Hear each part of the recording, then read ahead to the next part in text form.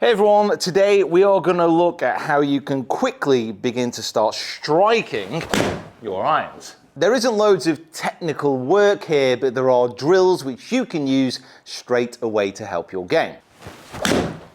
You can take these drills straight from this lesson onto the driving range. Now, I always recommend that you get one-to-one coaching to help with your game, to help you work on the technical aspects of your swing. But these drills will give you an understanding of some of the things that you need to do within your iron swing, and if you are already working on your game, potentially just push you in that right direction a little bit more. Firstly, pretty much all good ball strikers will hit the ball first and then the ground afterwards. That is what will produce that crisp divot after the ball, something that you see common with all good strikers.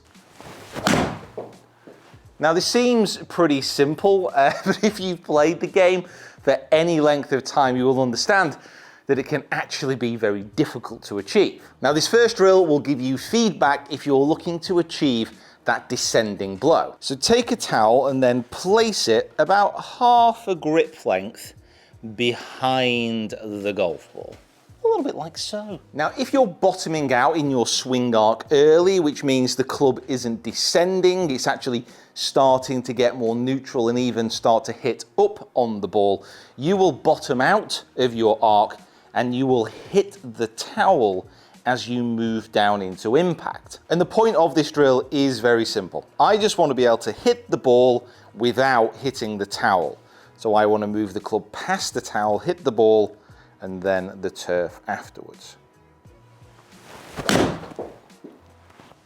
Now, realistically, there's only so close that you can move this towel to the golf ball before in the backswing you actually start to move it away and scoop up the towel. So this is a nice entry-level feedback drill. It will give you information if you are bottoming that club out early. But a feeling that you can coincide with this is as you come through impact, if you can try and get the feeling that your chest is over the golf ball at impact, this should help if you are struggling with backing up and bottoming that club out early. Now, as mentioned, I'm using an 8-iron here to begin with, and I would always recommend using higher lofted club, even the wedges to begin with, because it can be difficult if you're not used to hitting the ball first and then turf.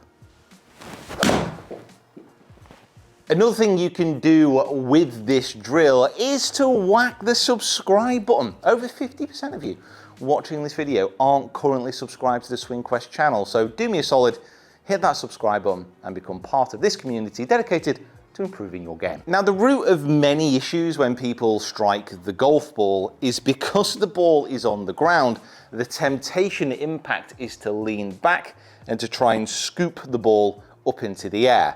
This is perfectly understandable and also very forgivable. The most common way that this appears is for a golfer to come through impact to lean this way, so to go onto the back foot, tilting away from the target, adding in a break of the wrists like this, so the club head overtakes the hands too early, and then often that lead arm can break down. And this is all an attempt to add loft and to try and get that ball up into the air. This particular drill is aimed at fixing that lean back and scoop, and I like this drill because it also allows a golfer to potentially learn a new shot whilst practicing their overall swing. With this drill, I would always recommend starting off with some pretty slow swings, and again, more of a higher lofted club, but this can be advanced throughout the bag. Also, if you have the option of filming your swing from face on, as Jacob is now, please do that as well. If you have the option of filming in slow motion, that is even better. So we want the same feeling of moving down, missing the towel, striking the ball first, and then the turf.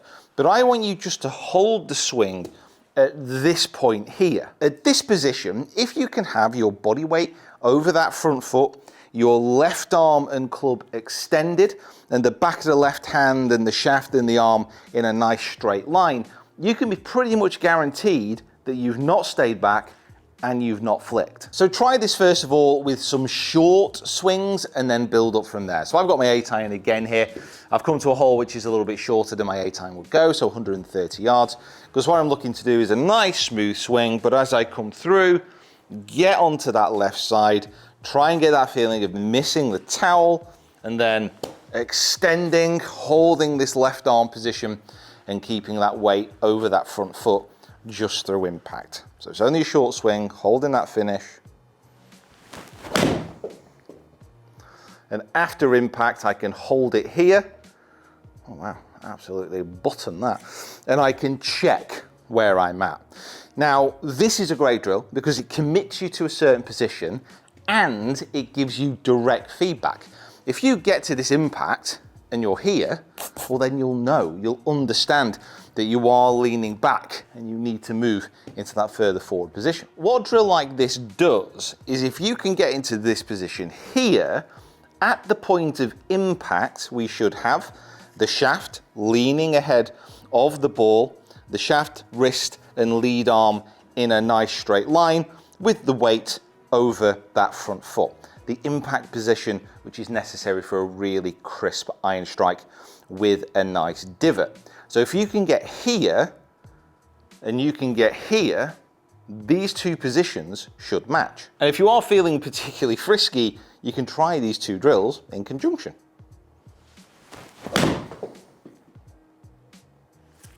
God, I'm striking it so well like that. I think maybe this is the secret. Fix golf. And if you want some other videos to watch in conjunction with this one to further improve your iron striking, check out these here.